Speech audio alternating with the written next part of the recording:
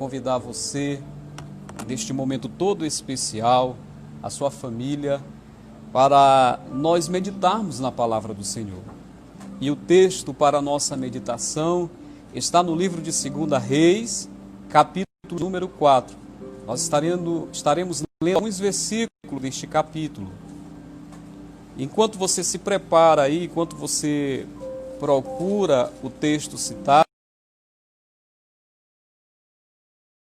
calorosamente aos nossos irmãos, aos nossos amigos que estão nos acompanhando, que estão participando conosco, deixando seu comentário. Quero te dizer que Deus tem um projeto em sua vida, Deus tem um propósito em sua vida. E a palavra de Deus nesta noite, uma mensagem assim toda especial para você. 2 Reis, capítulo de número 4, a partir do primeiro versículo. E uma mulher das mulheres dos filhos dos profetas clamou a Eliseu, dizendo: Meu marido, teu servo, morreu, e tu sabes que o teu servo temia ao Senhor. E veio o credor a levar-me os meus 2 filhos para serem servos. E disse-lhe Eliseu: Que te hei eu de fazer? Declara-me o que tu tens em casa. E ela disse: Tua serva não tem nada em casa, senão uma botija de azeite. Então disse ele: Vai, pede para ti vasos emprestados a todos os teus vizinhos, vasos vazios, e não poucos. Entra, fecha a porta sobre ti e sobre os teus filhos, e deita o azeite em todos aqueles vasos, e põe à parte o que estiver cheio. Partiu, pois, dele e fechou a porta sobre si e sobre seus filhos. E eles lhes traziam os vasos, e ela os enchia. Sucedeu que, cheio que foram os vasos, disse a seu filho: Traze-me ainda um vaso. Porém ele disse: Não há mais vaso nenhum. Então o azeite parou. Então veio ela e fez saber ao homem de Deus, e disse: Vai, vende o azeite e paga a tua dívida, e tu e os teus filhos vive do resto. Queridos, nós acabamos de ler uma história muito interessante que está contida na palavra de Deus. A história desta mulher é uma história muito tocante. Primeiro, porque ela vai nos relatar o cotidiano da vida de qualquer um dos seres humanos. Um certo dia, esta mulher, ela se deparou com uma notícia muito triste.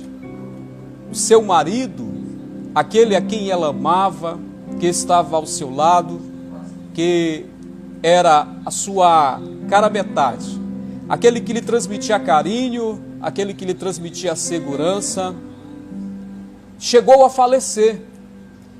E esta mulher ficou então em uma situação muito difícil, porque ela perdeu, além de perder o seu marido, ela perdeu a única forma que ela havia e que ela tinha de sustentar a sua casa, a sua família. E a situação dela era uma situação que cada vez mais estava ficando difícil, porque perdeu o marido, e também este marido deixou dívidas, e aquela pessoa para quem ele deixou dívidas foi fazer a cobrança. E segundo o relato bíblico, o credor pediu que os seus filhos fossem para serem servos na sua lavoura. E isto era uma obrigação que deveria ser cumprida. Que desafios aquela mulher não estava enfrentando naquele momento? Que situação difícil. Não é diferente de nossos dias. Não é diferente daquilo que acontece comigo, daquilo que pode acontecer com você ou com qualquer pessoa. Situações reais que acontecem com seres humanos todos os dias. Mas o que me chama a atenção é que aquela mulher, mesmo diante de um grande desafio, mesmo diante de uma situação que podemos dizer a mais difícil da sua vida, Aquela mulher não curva a sua cabeça, não baixa a sua cabeça, não se entrega para o problema. Aquela mulher não deixa ser vencida.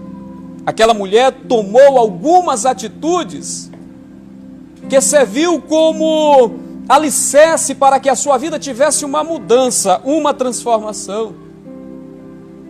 E a primeira atitude notável e louvável que aquela mulher tomou foi a atitude de buscar a Deus. Observe que ela busca auxílio no profeta, e o profeta ali é um representante direto de Deus. Ela buscou socorro no profeta, e o profeta era a voz da terra. Aquela mulher então chega diante daquele profeta que estava ali representando Deus e conta o seu problema. A atitude notável dessa mulher fez toda a diferença em sua vida. Olha para aquela mulher, ouve a sua história, o seu relato de vida e pergunta para ela: mas na verdade, em que posso te ajudar? Diga-me, o que tu tens em tua casa? E aquela mulher olha para aquele profeta e diz assim: a tua serva não tem casa senão uma botija, uma pequena vasilha de azeite. E ele disse: apenas isto serve para um milagre acontecer em tua casa. Tu vais fazer o seguinte: tu vais para a tua casa, você irá pedir vasilhas emprestadas a todos os teus vizinhos. E depois que você conseguir o maior número de vasilhas, você irá trancar as portas da sua casa e vai fazer com que o azeite seja derramado em todas as vasilhas emprestadas. A outra atitude notável que aquela mulher toma diante desse desafio foi que ela obedeceu à voz de Deus, obedeceu à palavra de Deus. Talvez, se fosse eu, se fosse você, diante da situação em que ela estava vivendo, diante da situação, numa situação semelhante, não teríamos essa fé, não teríamos essa atitude. Mas eu quero te dizer uma coisa nesta noite: a fé daquela mulher foi algo que transformou a sua história de vida. Por isso eu te convido a ter fé, por isso eu te convido a crer, por isso eu te convido a obedecer à palavra de Deus.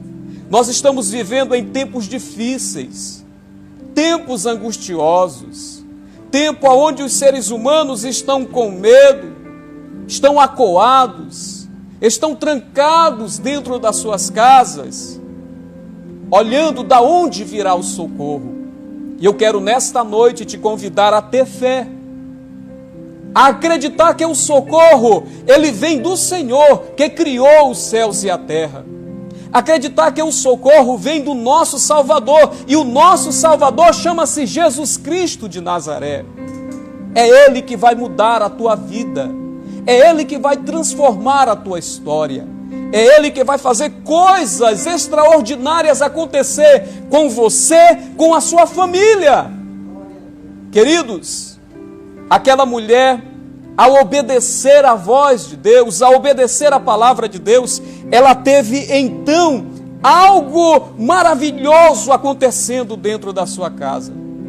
Mas o que é interessante é que há alguns detalhes que nós precisamos observar e trazer como exemplo para as nossas vidas.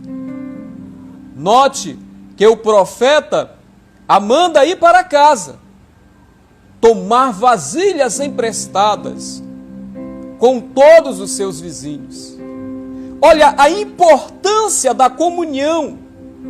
Aquela mulher, ela saiu batendo de casa em casa, pedindo para os seus vizinhos alguma vasilha vazia. E ela, ao obedecer este mandato, esta ordem do profeta, nós vamos entender que aquela mulher, ela mantinha comunhão com os seus vizinhos, com os seus irmãos. Ela tinha um laço de amizade e de comunhão. E isto é algo muito importante. Nós precisamos manter a comunhão. Nós precisamos manter a união. a unidade da fé em Cristo Jesus. Independente se a pessoa é rica ou se a pessoa é pobre, independente se ela é feia ou bonita, independente da sua posição social, nós temos que manter comunhão com todos. A comunhão daquela mulher com seus vizinhos foi algo que levou ela a receber o milagre. Já imaginou se aquela mulher não se desse bem com os seus vizinhos? Se aquela mulher não tivesse comunhão com os seus vizinhos, com os seus irmãos, com os seus parentes? Talvez ela não viesse a receber o seu milagre. Porque para receber o milagre, ela iria precisar de vasilhas. E a amizade, a comunhão, o carinho que ela tinha com todos, foi que motivou a ação do milagre. A outra coisa importante, meus amados, é que aquela mulher, ela tinha em sua casa uma pequena vasilha de azeite. Azeite na Bíblia, ele é símbolo do Espírito Santo. Azeite na Bíblia, ele era usado para muitas coisas. Além de ser símbolo do Espírito Santo, o azeite servia para alimentar as lamparinas, para trazer claridade, iluminar o caminho das pessoas. Servia também para a culinária. Era usado também na unção de reis, de profetas, de sacerdotes. O azeite tinha muitas funções, mas a mais notável função do azeite é o seu símbolo de ser comparado, de ser símbolo do Espírito Santo de Deus. Queridos, será se ainda tem azeite em sua casa? Se você ainda conserva o azeite, que é o símbolo do Espírito Santo de Deus na sua vida? Ou seja, será se o Espírito de Deus ainda está presente em sua vida? Será se o Espírito de Deus ainda está presente em sua casa? Ou será se você já perdeu completamente a presença do Espírito Santo em sua vida? Isto é algo muito sério. Isto é algo que nós precisamos parar para meditar. Amados, Jesus Cristo está voltando. Jesus está vindo buscar a sua igreja, a igreja que ele comprou com o seu sangue, a eleita do Senhor, lavada, remida pelo seu sangue. E aquele que irá entregar a igreja para Jesus, para o seu noivo, chama-se Espírito Santo de Deus. E se você não tem comunhão com o Espírito Santo, se você não tem mais a presença do Espírito Santo, como ficará então a sua entrega diante do Senhor, diante do noivo? Nós precisamos parar para meditar nisto aqui. Nós precisamos parar para entender isto aqui. Nós precisamos compreender que o Espírito Santo de Deus precisa estar presente em nossas vidas. Precisa estar de forma impactante fazendo parte de nossas vidas. O Espírito Santo de Deus, ele precisa estar presente na sua vida, na minha vida, em nossas vidas. Coisas extraordinárias aconteceram na vida daquela mulher. Imagine o que estava acontecendo naquele cenáculo, naquela casa, aonde os seus filhos estavam reunidos, aonde aquela família estava reunida. E quando ela começa então a virar, a derramar o pouco azeite que tinha na botija, numa vasilha pequena, nas demais vasilhas que eram maiores, e o azeite descendo e se multiplicando, imagine a grandeza da presença de Deus naquele momento, naquele lugar. O milagre acontecendo de maneira extraordinária. Deixa eu te dizer uma coisa nesta noite. O ser humano, ele anda muito ocupado. Hoje os homens não têm tempo para nada. Vivem trabalhando exaustivamente. Vivem buscando somente as coisas materiais. E quando você convida alguém para ter uma aproximação das coisas de Deus, das coisas sagradas, eles dizem que não tem tempo. Hoje, o mundo está vivendo um tempo em que você anteriormente dizia que não tinha, mas todas as pessoas hoje estão enclausuladas dentro da sua própria casa. O tempo chegou, a hora chegou. Este é o momento que Deus está te dando para você crescer em família, para você se aproximar de Deus, para você ter a presença de Deus dentro do seu lar, na sua vida, no seu relacionamento conjugal. Sabe de uma coisa, meus amados?